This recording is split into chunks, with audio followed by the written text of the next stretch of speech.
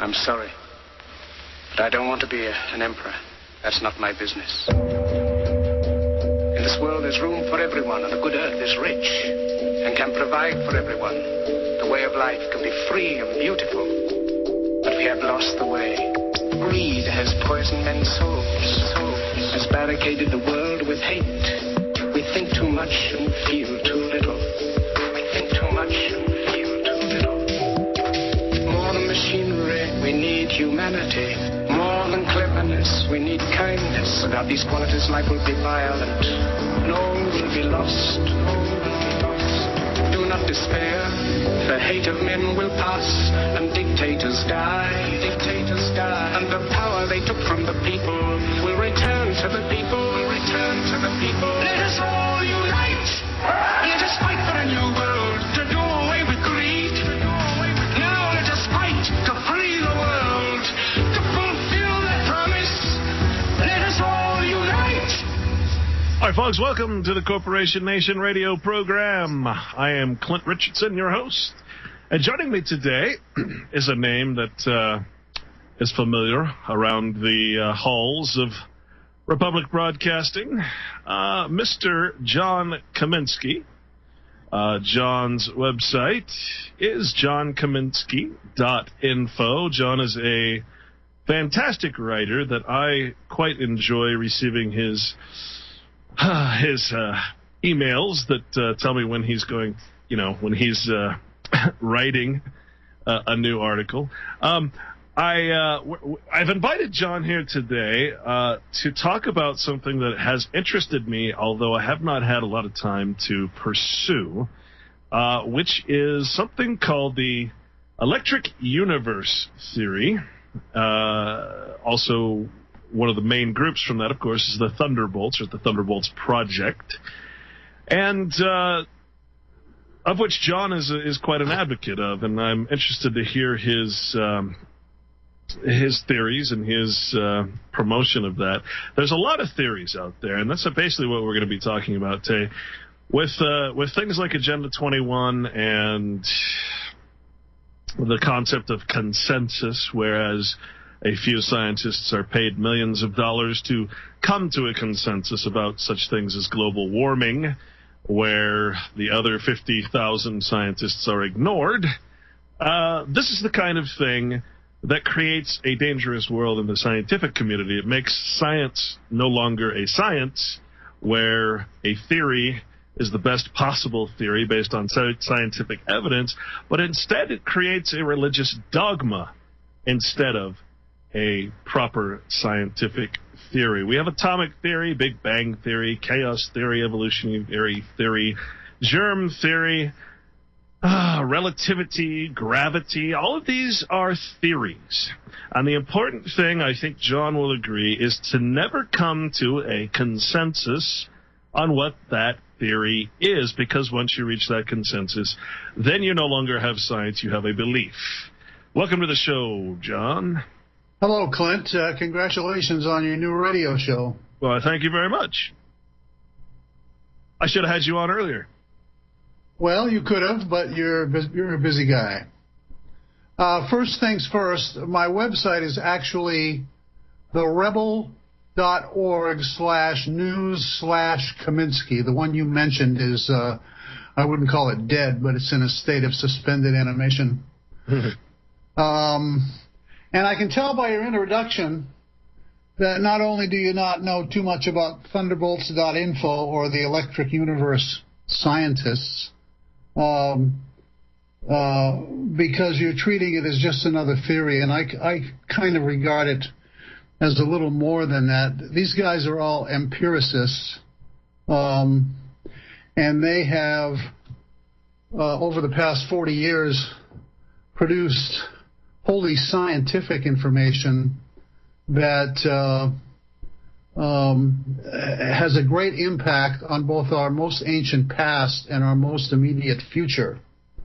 First of all, let me stress that I am not an official representative of Thunderbolts.info or the Electric Universe Collective or any of the groups like the Natural Philosophy Alliance. All these groups are aiming at the same goal. a scientific explanation of how the universe works, what was our real history, and a logical way toward understanding the future of the universe and our place in it. I'm only a fan, an aficionado, whose perspective probably wouldn't be explained in the same way by any of those hundreds of PhD scientists who specialize in one area or another of the many scientific disciplines, from plasma physics to prehistoric mythology, that have joined this electric universe party started by a collection of devoted scientists.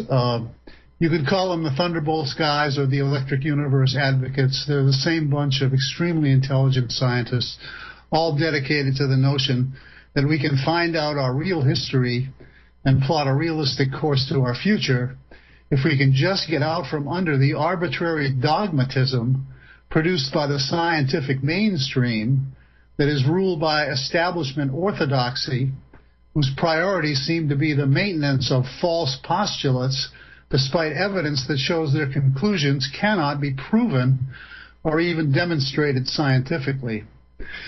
As such, probably the biggest discovery the Thunderbolts guys have unearthed over 40 years of their evolving investigations is that dark matter, black holes, the expanding universe, and a nuclear sun are all fictitious concepts, scientific mumbo-jumbo that has not and cannot be proven by laboratory experiments.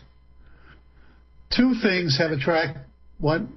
Oh, I was just going to say, the problem is that these guys are up against the organized religion of science who's created the dogma I was referring to. So what you have is a bunch of guys who are trying to break through the threshold and make people see reason that we need to go past the consensus and keep an open an open heart and an open mind in order to progress. We cannot stop at what we think we already know. Obviously, if we did that, we'd still have a flat Earth. And they are breaking through. Yes. They have, I would say, hundreds of thousands of followers at this point. They're into their 4th annual conference, and they just keep getting better and better. I happened to go to the 3rd, and it was just mind-bogglingly good.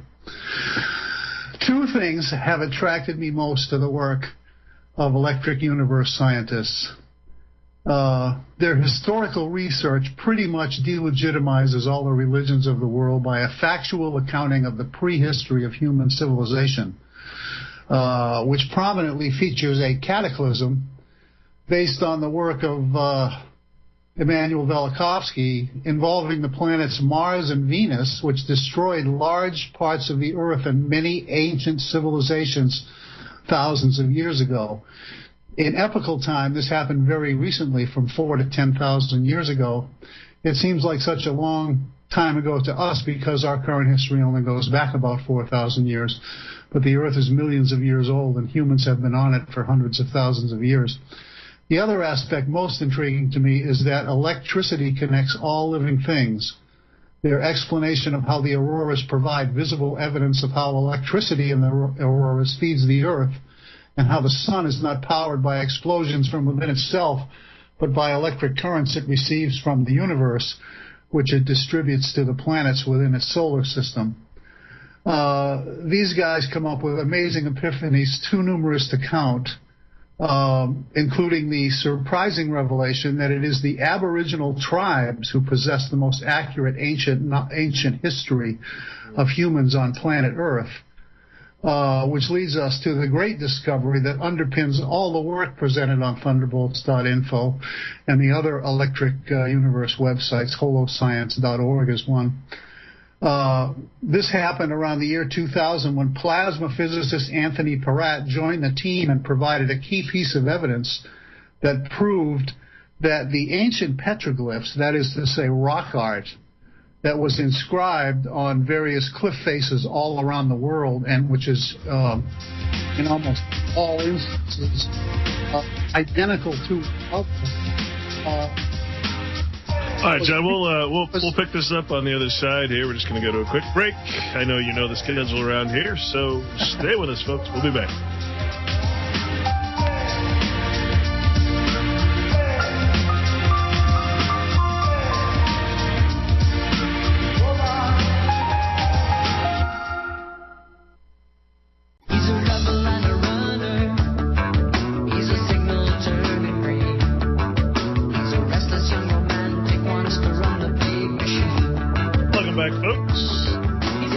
Operation Nation, and with us today is Mr. John Kaminski.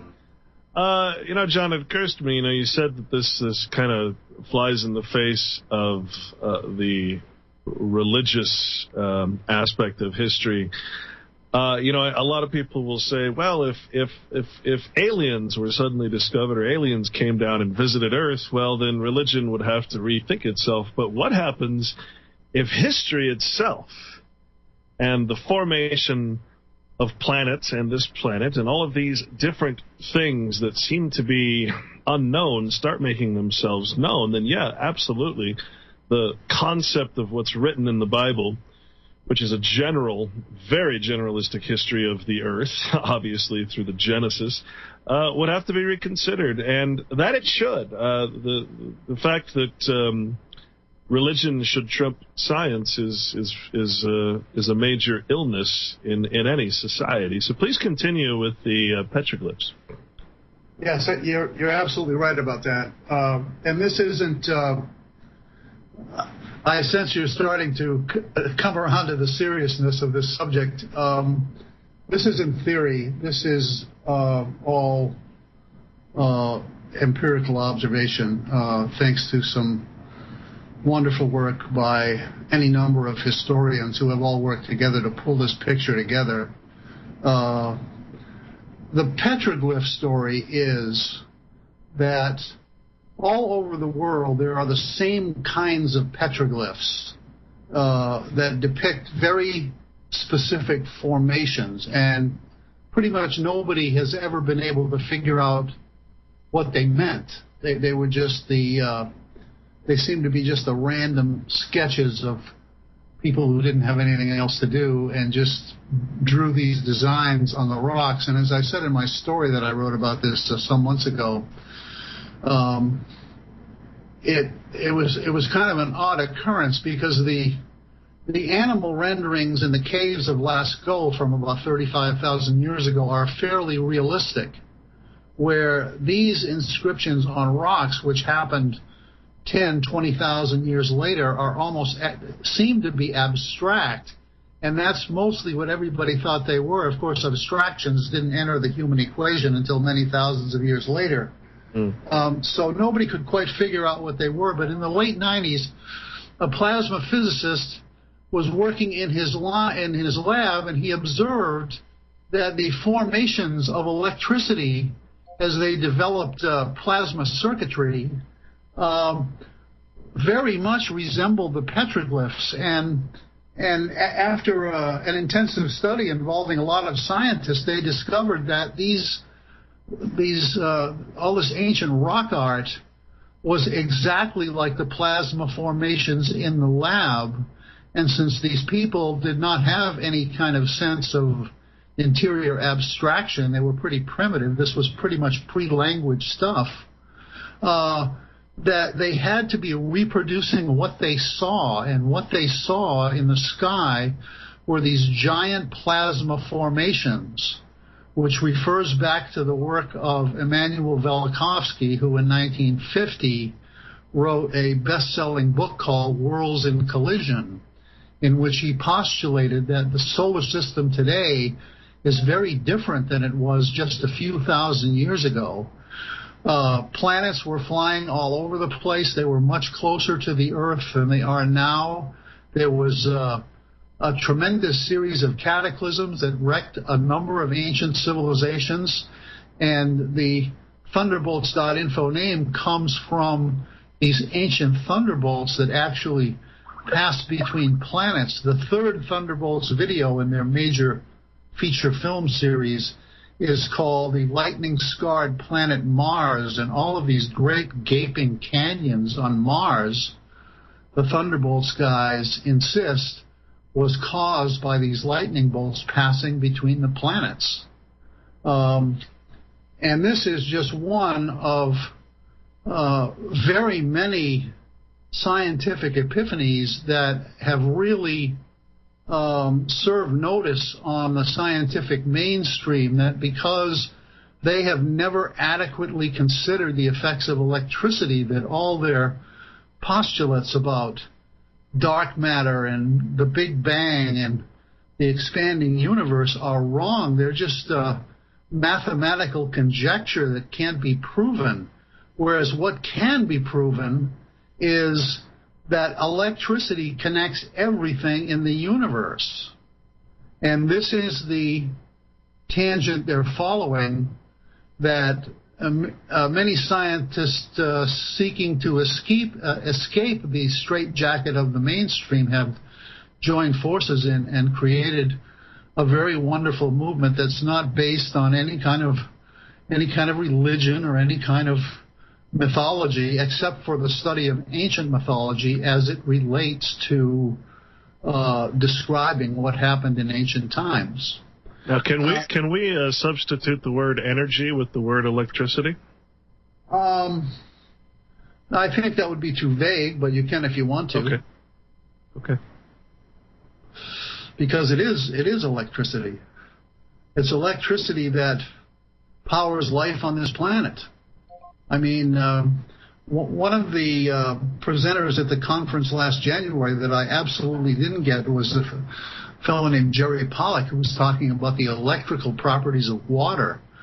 And this was just one of the facets of the studying that's going on. And what really impressed me about the presenters at this conference, and also the participants and the observers of all ages, were that this is strictly academic stuff. There's no funny stuff going on here. It's all, and when I say peer reviewed, I don't mean peer reviewed by the establishment. It's peer reviewed by scientists with a great deal of integrity. This movement is up against the mainstream, which has foisted on us this artificial picture of the cosmos, kind of like the way the government has foisted this artificial picture of the world on us. Well, it's a necessary illusion to keep the power structure that is. I mean, if you want people to consume oil, you can't let them know that water has an electric value to it, and that it can be burned, and that it can be turned into such things as Brown's gas.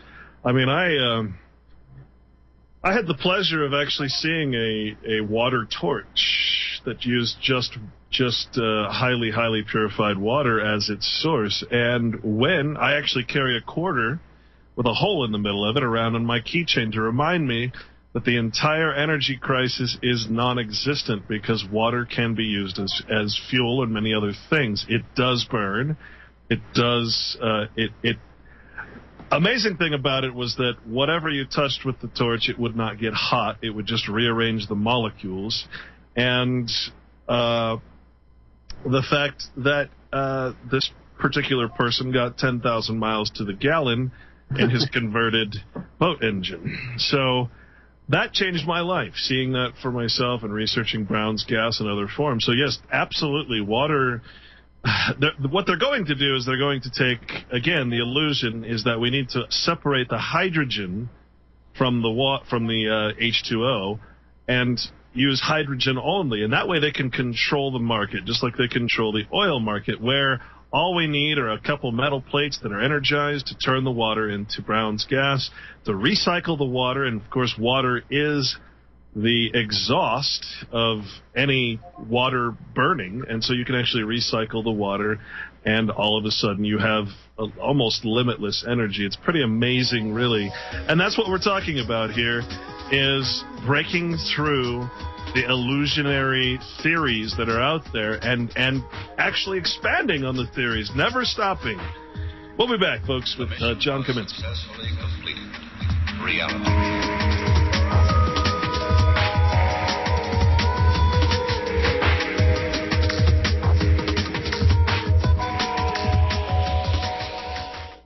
Scientists have been battling to understand what this unappealing object is all about. What the object is all about. Information in the form of energy streams in simultaneously through all of our sensory systems in the form of energy. And then it explodes into this enormous collage of what this present moment looks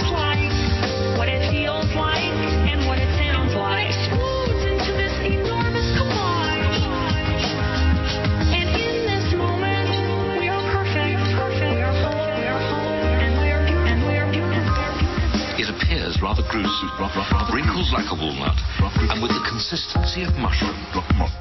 Mushrooms, like a walnut. It is the most mysterious part of the human body, and yet it dominates the way we live our adult lives. It is the brain. All right, folks, welcome back. Thought that was an apropos song for today. I want to read you from the thunderbolts.info home webpage. First thing it says is a very important statement that I completely concur with. Today, nothing is more important to the future and credibility of science than liberation from the gravity-driven universe of prior theory. A mistaken supposition has not only prevented intelligent and sincere investigators from seeing what would otherwise be obvious, it has bred indifference to possibilities that could have inspired the sciences for decades. And that's from David Talbot and Wallace Thornhill from the Thunderbolts Project, which is, again, thunderbolts.info. Highly recommend people check this out. You should become a member. I need to, yes. It's been on my list for some time. Strangely enough, I understand a lot of this stuff through other sources and researching other things, but it sounds like they've actually taken it and put it into one place, which is just fantastic. It is fantastic. Like when Thornhill said on that video that this is the confluence of all human knowledge. That's what they mean. It isn't some it isn't some cult.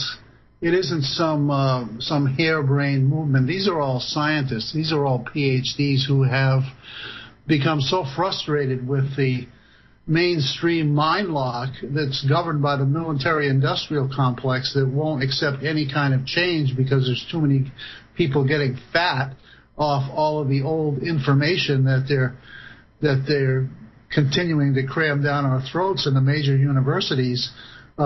They've broken through that. They've gone around that, and they have employed some of the great... Eduardo Cardona has written this series of books that are like $60 a piece. I bought 2 of them, and they're the best prehistory books I've ever read, and I've been reading prehistory for 30 years. Things I never even considered. One of the things he reveals in his books is the process of how gods are created. And when these ancient cataclysms happened, they didn't really have a written language, and about all they could do was assign human personalities to the things that they saw in the sky. And as the centuries rolled past, these things became institutionalized so that all these names of ancient gods that we have actually track back to the events that took place in the sky. I have a picture over my desk of the ceiling of the Louvre, which is Delacroix's Apollo slaying the Tiffin. And that is a myth that harks back to the great hero rescuing his people from the disasters that struck the earth in ancient times that came from the skies. The thing people don't understand about Sumerian civilization was that the goddess Inanna was actually named after the planet Venus, which once upon a time was a comet that strafed the Earth.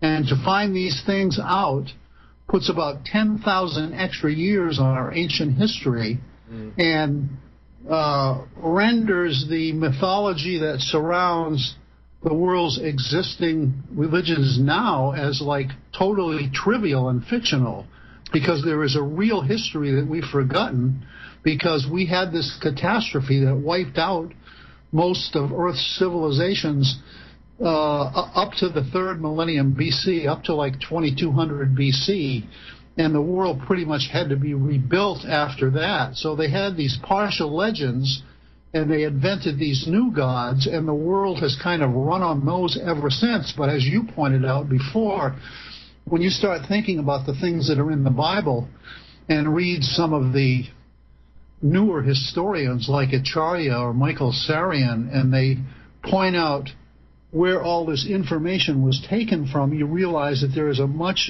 deeper ancient history that the Thunderbolts guys have taken into consideration. Yeah, well, what you're talking about is what's been happening throughout history, which is something called anthropomorphization, which just generally just says to ascribe human characteristics to, or to say, to, tell a story about a human which is not human, to put human characteristics onto something not human. That is what of course, all ancient history, especially the religious history and the concept of Roman and Greek gods and all of that stuff. It's the anthropomorphization of something, as in Venus, to a female form. And, with the Bible and with other religious and mythological writings, I don't see that as any different than Robin Hood or Plato's The Cave. We're always putting a human form onto any allegory that we say, because that's what people understand the most. So the best way to pass on ancient history is, of course, through the allegory. And, of course, when you're talking about allegory, you're going to use the most reasonable and easy to understand characters in that story. So, it's understandable, and it's okay. That's the other thing. There's a great debate out there on whether the Bible is real or whether it was transcribed from other writings 4,000 years ago. And guess what? It's okay if it was. The point is, you've got to get rid of all the wooey stuff and focus on what the Bible actually says. And what it says really has very little to do with what we call religion today. And that's, when you're passing on knowledge, the point is, you use things and you anthropomorphize things to make people understand the story. If you start talking about planets, for God's sake, people aren't going to know what the heck you're talking about. If you would have read my story about the electric universe, anthropomorphization is the punchline. There you go.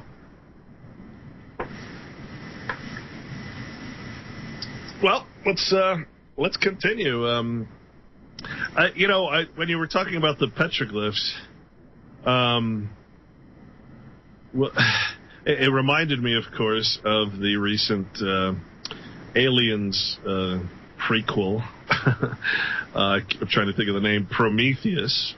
And I kind of felt like I kind of feel like there's also a Hollywood effort to take this information and squelch it as well, through the form of the same type of anthropomorphization where, aliens came down and seeded the planet and that kind of thing.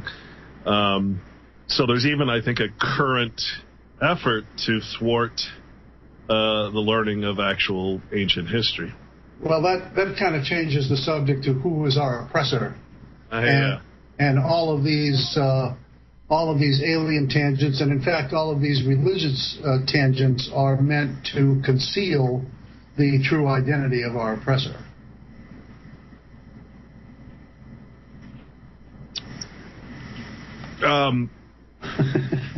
Yeah. And I know that you've certainly done extensive research on that aspect. Do you happen to know as far as the comets that we're seeing so many of right now? I know that there was a lot of talk a while back about the comets electrically interchanging with Mars as it passed the planetoid. I have heard this, yes. I don't believe I've heard the Thunderbolts guys say that, but I have heard that story. I think, as I just said, that all of these things about Nibiru and whatever other name you want to give it are distractions to keep us from understanding what is really happening to us on this planet and who is doing it to us. I spent probably 5, 6, 7 years back in the 90s pretty much immersed in New Age stuff, and came away thinking that Zecharia Sitchin was actually working for some intelligence agency, creating some kind of rationale to either set us up for some kind of false flag alien invasion, or even more to the point, to take the heat off the oppression that was being created from a certain point. Yeah, I have to concur with that. I mean, we certainly discovered that the whole 2012 movement, December 21st, was a great big fraud. So, yeah, I mean, it makes sense. Well, we'll be back, folks. Stay with us.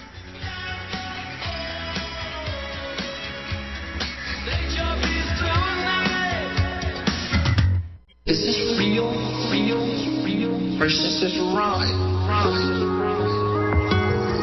The world is like a ride. You think it's real? It's a ride. We can change it anytime we want. It's only a choice between fear and love. The world is like a ride. You think it's real? It's a ride. We can change it anytime we want. It's only a choice between fear and love. Life goes up and down, round and round. It has thrills and chills, and it's very brightly colored. Up and down, round and round, and it's very loud. All right, let's welcome back. Don't worry, don't be afraid. We're talking today. We can change it anytime we want. It's only a choice between fear and love. Why are we here? I think we're part of a greater wisdom than we will ever understand. A higher order. Call it what you want. Know what I call it? The big electron, the big electron. The big electron. It doesn't punish, doesn't reward. It doesn't judge at all. It just is, and so are we. For a little while. All right, folks, welcome back. We are with John Kaminski today. John, please give out your main website again for folks. My main website is therebel.org/news/Kaminski. And that is the last year and a half's worth of stuff. Prior to that, the past 5 years, it's johnkaminski.info that you mentioned, and prior to that, there were other websites. I've been at this on the internet about 10 years. Yeah. Started with the 9/11 stuff, and then moved into a more thorough examination of the perpetrators of 9/11, for which I received much resistance to my conclusions. But it's not that I veered into total Thunderbolt stuff now, but there, at the bottom of every piece I write is an explanation of who I am, and I think we're the victims of our own corrupt belief system, which has many tangents to it. But in following the information presented by the Thunderbolts guys, I see a way of escaping the trap that we put ourselves in by having all these competing religious justifications making war on each other. In some respects, I think that's just a cover story for pure greed. But the people who are fighting the wars, like, say now, for example, in Syria, appear to have this cover of some kind of religious sanction to what they're doing. And I've been trying for a long time to blow that completely out of the water by trying to investigate and explain all these religions as just arbitrary creations that were stolen from earlier information. I remember back in around 2005 reading Acharya and Michael Sarian and critics like that, and realizing that Christianity was pretty much lifted lock, stock, and barrel from the Egyptian legends and other earlier legends. So it's always been, really for 30 years, it's been my desire to explore what really happened in ancient history, and I've never found a better source than Dave Talbot and Eduardo Cardona and Ev Cochran and the Thunderbolts scientists who have gone back into really ancient times, and again, based on the work of Immanuel Velikovsky. Not that he was perfect, but he had some amazing ideas that have been amplified and verified by these scientists. to give us a really sharper picture of what life was like thousands of years ago and the things that happened that created the world we live in. And those have mostly been covered up by these religious histories, principally the Old Testament, that gives us a very skewed idea of what our ancient history was really about. And now, as we discuss current problems in the world, we have represented among the opinions very many partisans who are basing what they believe on this skewed version of history. And it's always been my intent to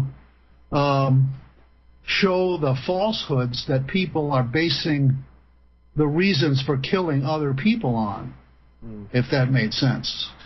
Well, sure. And I also see, I see personally, I see a real danger right now in this current place where we're in, where we are coming to our own, where such concepts as the singularity, where technology advances so quickly that we cannot control it anymore, and we become something other than human. I think we're in a dangerous place where if we do not, I admire what the Thunderbolts are doing. The problem is if we do not harness this it's going to be taken over just like any other ancient knowledge has been taken over. And when we talk about things like the New World Order or the New World Religion or New Age religion, we really have to be careful that this information doesn't get taken over from these guys who are doing such a wonderful job and skewed just like any other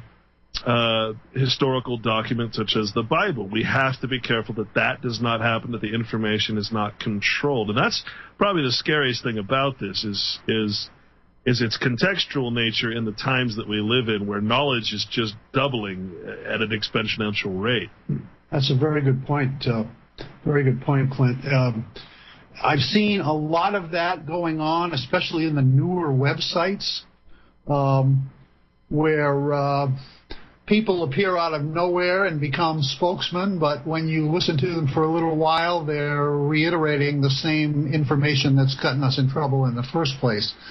But after observing the Thunderbolts material now for a couple of years, I don't see that happening because they don't really get into politics and they don't really get into religion. It's all science with them. And the implications of what they do are what attract me, but they are scrupulously avoiding being political and just sticking with the basic problem of basing a society on these mainstream concoctions like dark matter and the Big Bang Theory that are really covering up our ancient history and basically across the board in society leading us down the wrong path so that we will become regimented to their false view of history and not be able to find our way home. Well, I've said it again, and I'll say it over and over. What you're talking about here is a very simple concept. We're talking about men of honor.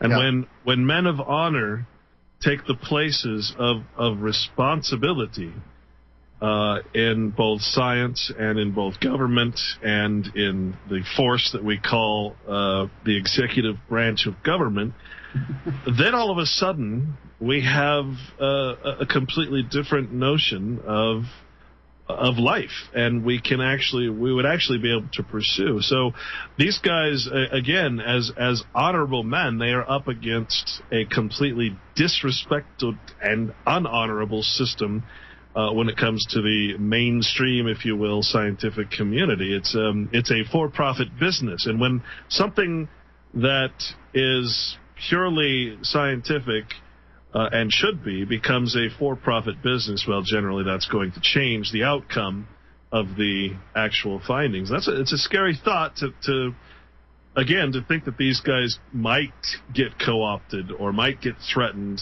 and that their work gets taken over, it's just, it's you seem to see it all the time, and that's the problem. So hopefully they are understanding the concept that when you start accepting the root of all evil, which is that dollar, that almighty dollar, well, if they start accepting federal funds, for example, well, those federal funds come with a great laundry list of things that money has to be spent on.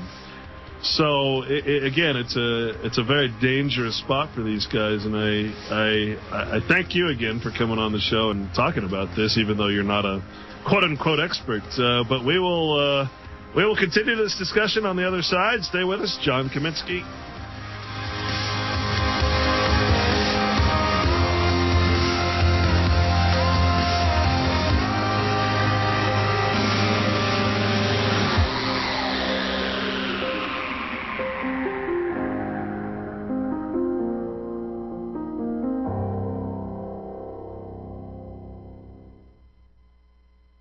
Soldiers, don't give yourselves to brutes.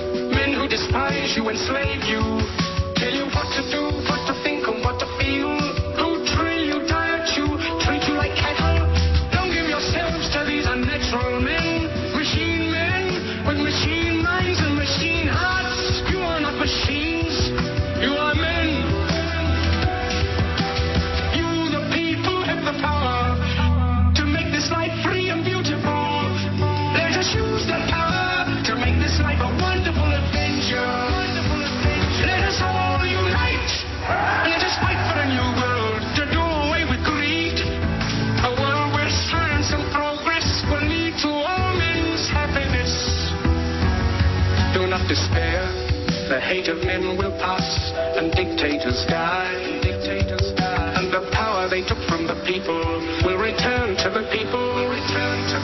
Let us all unite. All right, folks, welcome back. You know, this concept that we're talking about today, which can go either way. It can become the new scientific understanding of the universe, or it can actually become a new world religion. I was just looking at something called the cycle of freedom. And the cycle always begins with bondage. It goes from bondage to spiritual faith to great courage, courage to liberty, liberty to abundance, abundance to selfishness, selfishness to complacency, complacency to apathy, apathy to dependency, and dependency right back around to bondage. Well, folks, if you haven't noticed, we've gone through this cycle, and we've gone through it many times in history, and unfortunately, the truth of the matter is that we are somewhere between the apathy, dependency, and bondage stage. Kind of hard to tell where we are right now, but the full circle of our feudalistic system here is becoming very apparent to me. To the point where we are, well, we're in the dependent stage, certainly, and we're about to come back to that bondage. Now, what we're talking about today is sort of a way to maybe change this stupid cycle that happens over and over and over with every new generation or new eon, if you will. Because we now have after bondage, that's when people need something to latch onto, and that's where the spiritual faith and great courage part comes in. Now, if we can somehow intermingle and do an intervention, even in our dependency state right now, we can somehow make this information as public as possible and as in the hearts and minds of men as possible, then maybe, perhaps, just maybe, we can escape this cycle. But unless we can defeat the powers of the ecclesiastics, in other words, we've talked about this a lot on this show, that all of the laws are basically coming from the ecclesiastical center, the the churches, the corporations, the governments, these are all a higher power that they feel that they can rule. All of that based on books like the Bible. So if we can somehow intervene and we can say you have no standing to be masters of the universe because your history is uninclusive of the early history that we're talking about today. I think that's an important step to break this so-called cycle of freedom. Remember, the word freedom means to obey the law. So it's a strange word that we all misunderstand for the most part. So anyway, your point is well taken. That if we can prove in the minds of people that their history is false, which it is, then we have a much better chance of, and that's already happening throughout America. I mean, we see all of these great commentaries on a lot of great websites saying, we don't believe what the government is saying anymore, and it's rather obvious to the more intelligent among us that the government is doing things that are clearly not in our best interest for the purpose of regimentation. The only trouble is we are so far down the road to the coma between the injections they're giving to children. And speaking of that, I was particularly interested in Phyllis Schlafly's opening monologue about Common Core. I read a story about Common Core today where they're giving out RFID chips simultaneously to the kids without telling the parents. So that's way down the road to perdition.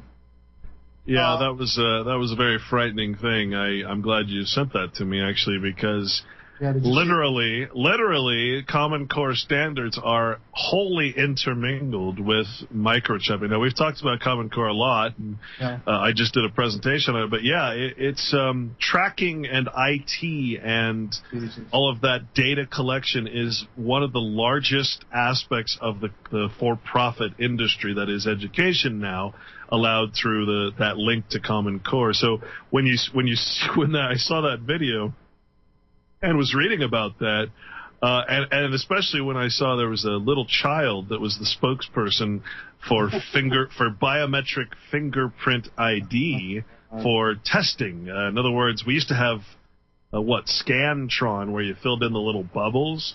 Right. Now you scan finger. It's very frightening how that's happening. And this is science, this biometric stuff. And unless we control it, we're gonna fall prey to it. But we're not controlling it, and that's bad science. And probably the only way it can be beaten is by good science. But as you and I both know, the number of people who are plugged into the relevant details these days is, what would you say, about 2% of the human population? It's tough to say, honestly. Yeah, it's very low in any case, and we get this false sense of optimism by reading like-minded people on the internet. But when you go out into the real world, there's people are years behind us, and they're not going to pick up on this stuff. I mean, they go into Walmart to get their vaccinations, for Christ's sakes. I had a couple conspiracy theories I wanted to run by you too. Sure. I was thinking when I was watching that today, I said, you know how the eyesight is one of the things people seem to lose a lot nowadays. I don't know the historical purview of how common that was, but it seems like everybody's losing their sight and going to have to get glasses. I had to get my eyes tested and get some glasses not too long ago. I could still see, fortunately. But I'm thinking, what happens to all of those retinal scans that are taken, those high-quality close-up pictures of retinas and eyeballs that these people take? We're in the millennium of data collection. I'm like, what? No wonder they're offering free eye exams for people. They're probably selling the data to the NSA. I mean, that could be. That's why I don't go on Twitter or Facebook or LinkedIn, because those are cash cows for data. For the intelligence agencies, they find out everything about you. Yeah, and by the way, folks, if anyone wants to create a Facebook page on my account, please go ahead. But I'm not touching Facebook. Yeah. That's a bad idea. or should I say DARPA? No thanks. No thanks. Go ahead. The thing about why I try to keep pushing the Thunderbolts to coming back to it, although I haven't written anything about it in a long time, because by and large the information is way beyond me. And if you heard anything about this on Red Ice Radio, it definitely wasn't me. It was probably Talbot or Thornhill, who are very articulate and very experienced about what's going on. I don't see, although they do appear on rents, but I don't see any connection to the oppressive forces yet, as you pointed out, not yet. And I don't think we're going to see it because electricity is not subject to dogma. It's subject to empirical testing that has to... Sure, absolutely. Well, and we'll talk about this on the other side, but most of our current knowledge is actually the suppression of the most important part of electricity. We'll be back to talk about that one. Stay with us. Hey, neighbor. Welcome again to this neighborhood. I'd like to show you something. You know what this is? Or maybe if I press this button. There are so many things to learn about in this world, and so many people who can help us learn, and so many people who can help us learn. Did you ever throw anything in the garden? Again, we're here with John Kaminski. We're talking about the Thunderbolts project today. John's website is therebel.org/news/Kaminski, which is Kaminski. I don't think John needs too much introduction to the crowd at RBN here, but just in case. So, you know, what I've noticed, John, is that the way that we have harnessed electricity as compared to the work of, say, I don't know, Tesla, who wanted free energy for everyone. We've taken we've sort of, I don't know how to explain it, but we've taken it and we've unnaturally taken the positive and we've reverted or taken away the negative aspect. So we've literally split energy into an unnatural state, and we harness the weaker part of the energy, actually, and the negative sort of gets grounded. And I think that the fact that has been the way that we utilize energy or electricity for how long has it been now? 100 years, and nothing's changed. You know, something's kind of odd there. Yeah, you can say that again. Well, the Tesla move in 1900 and something was a momentous wrong turn in the history of humanity. There have been people trying to combat that in a very insignificant way. I'm thinking of earthing now, which is a kind of a movement that is restoring the health of some people, but it's still a whole hell of a long way to go to get electrical generation from the ground, which is what Tesla was advocating. And there are so many of these boundaries that have been crossed at this point, given the pollution of the air and the ocean and our bodies, that it's very difficult to see how we're going to get out of, how we're going to extricate ourselves from this future of being brainless robots that our betters seem to have planned for us. But as I said before, I think the Thunderbolts project is immune from us, and if we can assist them in their battle to overturn mainstream science, it will be at least a small step in the right direction toward regaining some sort of control. Now, most of the stuff I've been dealing with, and I'm sure much of the stuff you've been dealing with over the past X number of months and years, have been these topical disasters that have been happening, and all the false flag stuff and all the poisonings and all the destruction of America's well-being, either on a financial or psychological level. And we don't often have the time to think about long-range plans because at least to listen to people like Guy McPherson, we don't have a long-range future, and we have to do something pretty damn soon to turn the tide, or all of this philosophical speculation isn't going to be worth much. But, well, it's going to be come against the law, similar to say anti-Semitism or denying the Holocaust or things like that, which strangely enough should tell you there's something wrong there. So yeah, we're coming into a point where, again, the word freedom, when the word freedom is mixed with speech, and where the word freedom is mixed with religion, and where the word freedom is mixed with this, again, if the law says that you have no free speech, then that is your freedom of speech. If the law says you have no religious rights, that is your freedom of religion. Your freedom to travel is regulated by license. You know, all of these things, we cannot take for granted the fact that the legal construct, this artificial thing that we have, is designed to limit the capacity of the human mind and the capacity of the human heart and the capacity of things like science, medicine, and everything else. We are in a very dangerous place right now. The emergency powers of the president to take over every aspect of our country. I mean, we have a recipe for disaster, and you're right. All it's going to take is one beautifully planned, sinister false flag, and I don't know what that's going to be, but I can certainly see that it seems like it's just around the corner. Well, I was wondering about the tornadoes in Illinois coming during this Grid X2 exercise.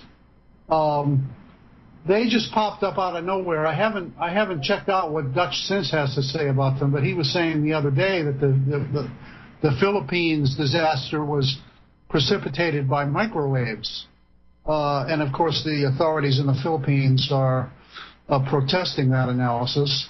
But the rationale is there because the United States wants to reestablish its military bases in the Philippines, and the Filipinos don't want it. But when I watched the news tonight and saw all that carnage in Illinois, I was thinking, is this part of the Grid X2 drill? Because in Michigan, a lot of places did lose their power tonight. So it's like we can't fathom what they're going to do next. The only thing we can do is come up with analyses and conclusions of what does happen, and what the prevailing analysis seems to be on this recent spate of atrocities, Boston, Sandy Hook, and Aurora, is that nobody really died in any of those drills, and that the media has such control over us that they can convince us that there were people who died, and on the basis of that, create new laws which are ultimately aimed at disarming us completely. Well, and that's a page right out of the Iron Mountain report. Public executions are an integral part to.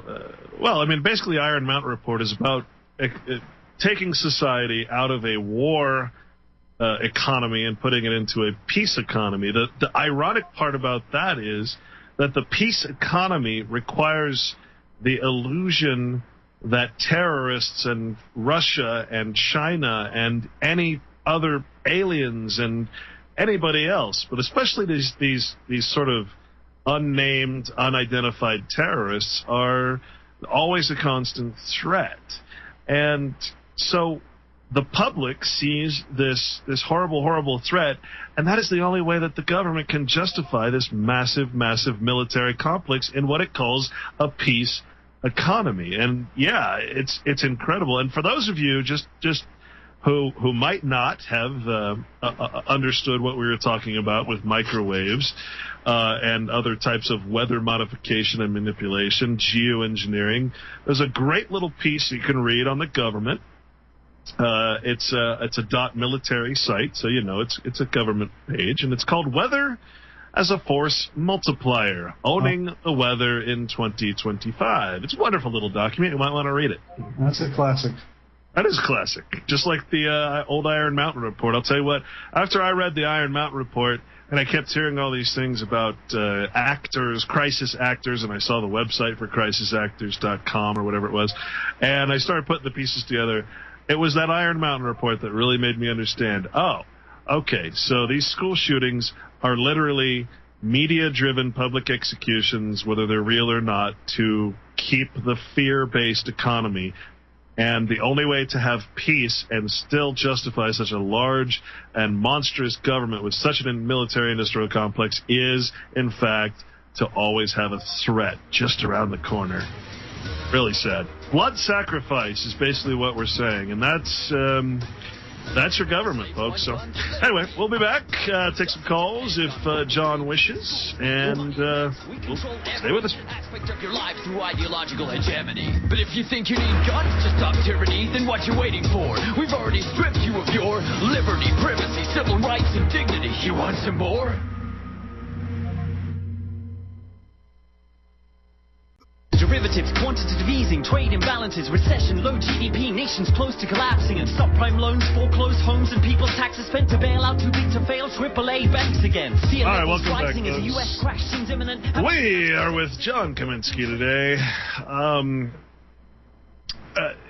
John, I think we'll maybe if folks want to call in and ask some questions. Well, actually, we do have a couple callers. If you want to take some callers, let's do it.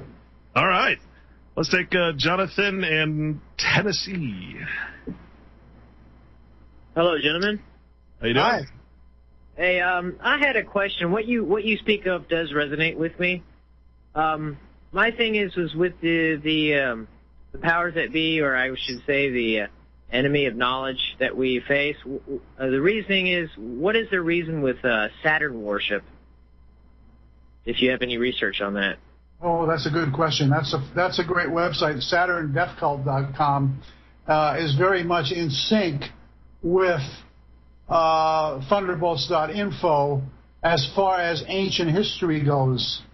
To impute some kind of evil thread that has persevered through time, I haven't thoroughly investigated it, but I tend to reject it at the outset because from the Saturn cults, even though the Saturn cults did survive through to Rome, I think there was such a break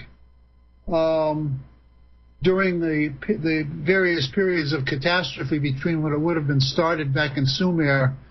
I don't think so, but it could be. Because... And my other question was, I'll let you finish on that, I'm sorry to interrupt, was sun gazing. There has been studies that you do get an energetic source of sustenance from the sun, and there has been a NASA study on it that it does help the human body. And I wanted to know if sun gazing is actually plausible. I kind of practice it myself, but I can't see anything beneficial it's done to my body. There is a fellow in India who supposedly has lived for years just by doing that, but I don't know very much about that. You mean without eating? Yeah. Oh, that's interesting. All right, well, gentlemen, I wanted to say appreciate it and thank you. And person to research, if you know of, is a man named Santos Bonacci. I'm familiar with him. Yes, sir. He's another man on our team of knowledge. So I'll let somebody else call in, and I want to say appreciate your work, and eventually we will hopefully free humanity from enslavement on all spectrums, this one and the spiritual realm. So I'll see you gentlemen later. Thank you, Jonathan. Yeah, thanks, John. Good call. Let's take Fred in California. How you doing, Fred? Good evening, Clint and John. Geez, another good show. I don't know how to begin this, but, I'm 66, and I'm still in awe and amazed by what's around me. We're all experiencing this life, but is what we are as a species, what we see around us as it manifests itself, is it just a metaphor of where we're at in an evolutionary way? Is there anything better than this, You can get really deep on this. I've been listening to you very carefully and writing a lot of stuff down, but I look at like something simple, like I got a persimmon tree outside, and I know that some fruit make it, and for some reason or another it doesn't. It dies off. Are we just an experimentation of something bigger than us? And I mean, is there something more to this than what we've got? I mean, as a species, we're so capable of being so horrible to each other, and yet at the same token, we can be so loving. What is it that makes us turn in one direction or another, and why can we be so bad and greedy and all this? And then finally, do you have a solution that can maybe break this cycle? Is there hope? John, you want to tackle that one? Well, yes, there's two ways you can look at it. You can look at it in the macro way and say that the threats lined up against us are so overwhelming that we have no chance to overcome them. But you can look at it in a personal way and think that this is a test, and which is kind of what I do. And you just have to do your best in every situation. Personally, I don't know how to. When I listen to Guy McPherson and he tells us we've got like 20 years to live before the temperature goes up and cooks us all, I think that's a problem. But at the same time, I can go out on my back porch and watch the birds go back and forth up the creek and think this is a test. And in each nobody said it was going to be easy, and in each threat that you meet, you have to perform your best, and you really can't think about winning the bigger war. You just have to keep winning the little battles, and if enough of us do that, we will win the war. And Fred, I think the answer to your question was actually within your question, which is kind of what John is saying. Is it's a privilege and an honor to live and be somehow born into this concept of a world that we have, this reality, whatever it is. And because of that, you should be taking full advantage of what there is here. You should appreciate all of nature and everything that's happening around you. Now, the trick to that, and what is standing in your way of realizing that adventure, if you will, I mean, we just talked about Common Core. One of the main purposes of Common Core is to get children to look at pictures of nature instead of actually absorbing nature for themselves. Okay, so we're all victims of the what's commonly called the social media and the social computerized realm, and I think that we all need to not from 6 to 8. Central time when we're all here, but the rest of the time, Monday through Friday, the rest of the time we should all be out kissing the ground that we are privileged to live on. We should take our shoes off and we should ground ourselves. And I actually wanted to ask John about something that he mentioned earlier, which is earthing. Do I have it correct that earthing is actually trying to interrupt the cell towers? It may well be. I try to do it every day. I don't have my bed earthed because I don't want to be electrocuted during a thunderstorm, but I do. But I do go out and walk in the grass every day, and I had been having knee trouble because I'm old and decrepit, and it seems to help that. Well, you sound like a real tough, gritty bastard. So I mean, you must be doing something good. I know one thing for sure is I really enjoy waking up every day. I'm very appreciative that I'm living in an area where I don't have to worry about life-threatening things necessarily. Just the simple things give me more enjoyment. Money confuses me. I don't like power. I don't like manipulation. I don't know. I'm glad maybe in some respects we haven't figured out this whole thing, this whole process that all of us here are experiencing, because maybe we screw that up. I don't know. But I mean, I want to take you away from your discussion, but life's just absolutely incredible. I'm still awed by it think back when you first became aware of your separateness from what you were seeing from yourself, and it comes in the form of images, of memories of way past. And from that, I cannot honestly deduct or induce or define anything different than what I experienced when I first became aware of my separateness from what we're experiencing here. And it makes enjoying life, to me, absolutely incredible. I mean, just the fact that we see it, experience it every day is so awesome. But I agree, my friend. I think we're talking about self-actualization, self-awareness, and then self-actualization. It's one thing to be aware of your surroundings, but to actually actualize them and utilize the fields of energy and the fields of electricity that we're talking about now, that's a whole different concept.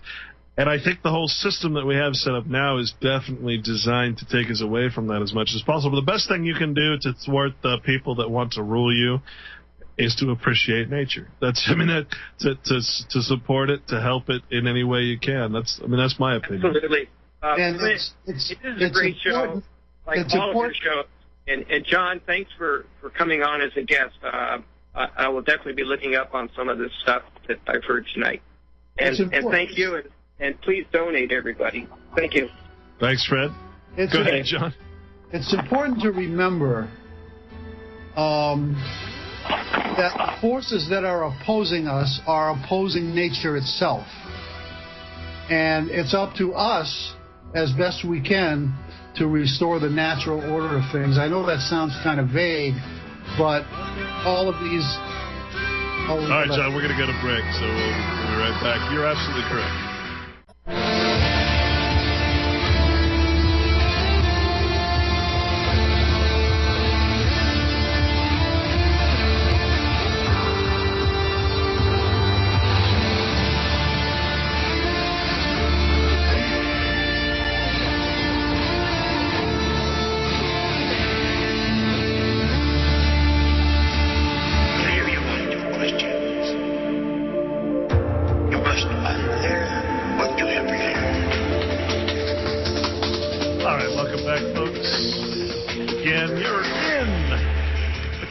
Nation have been for some time, probably since before we all were born, since we were assigned 14th Amendment status as artificial persons. Okay, that's a Thursday conversation. But we're talking with John Kaminski today, and anyone else that wants to give a call, we had some good callers there. Just dial in 800-313-9443.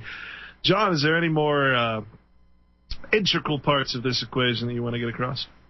Well, we were talking about natural versus unnatural before we went to the break.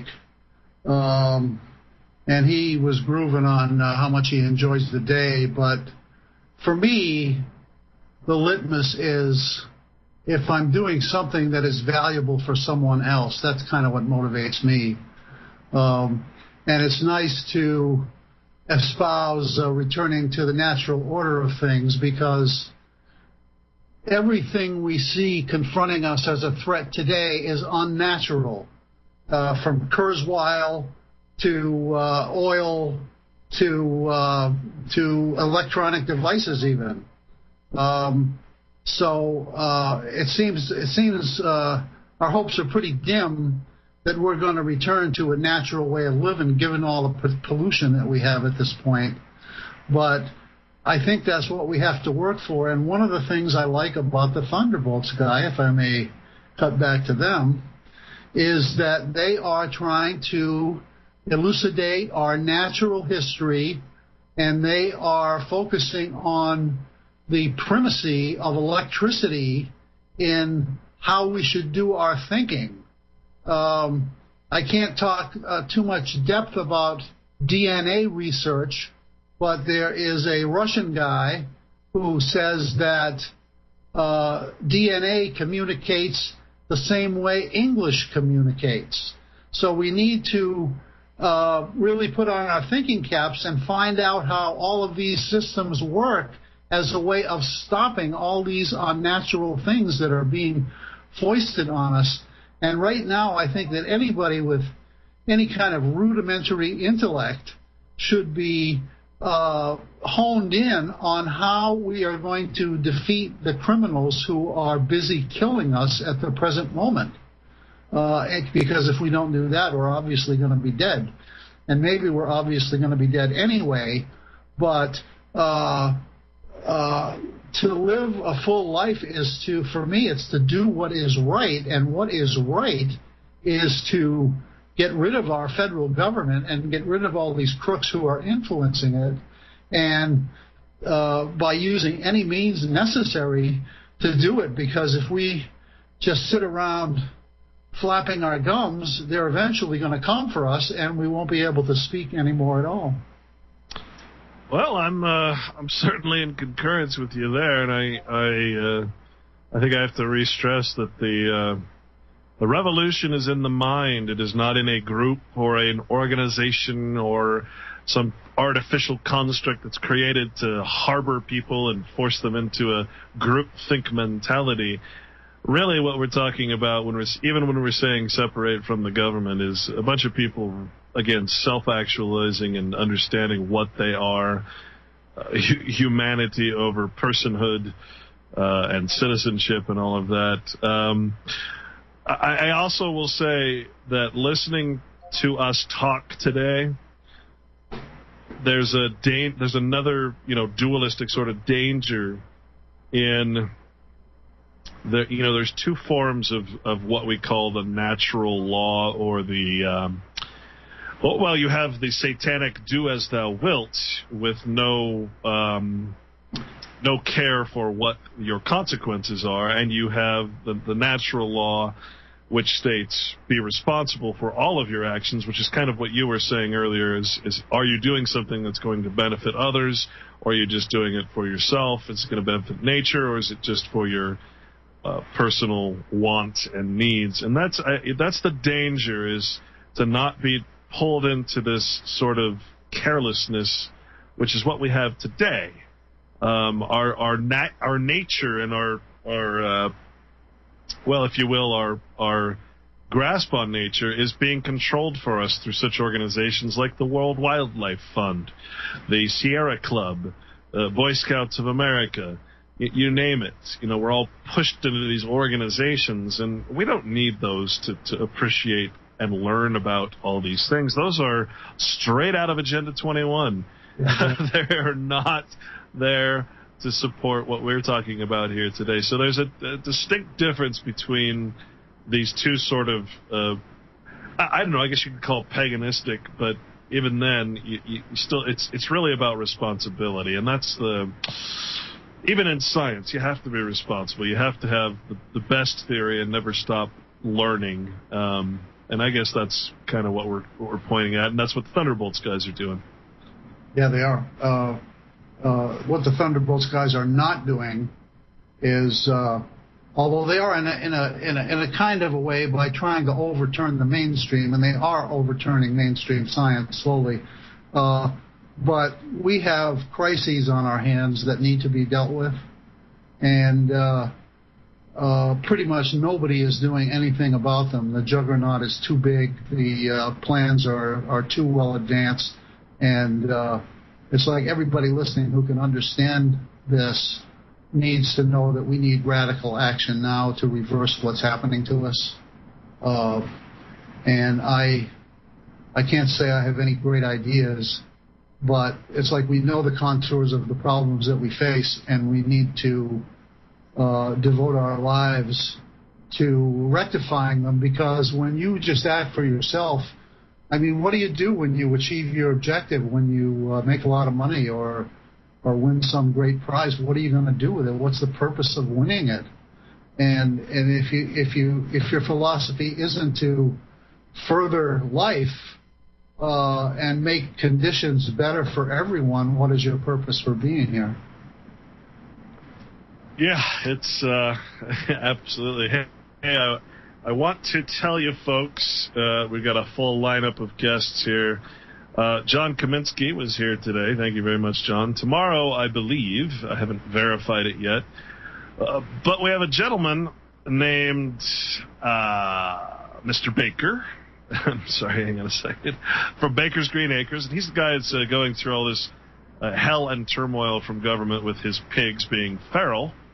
And he's going to court on Wednesday, and so we're going to try to get him on here to talk about and get some support.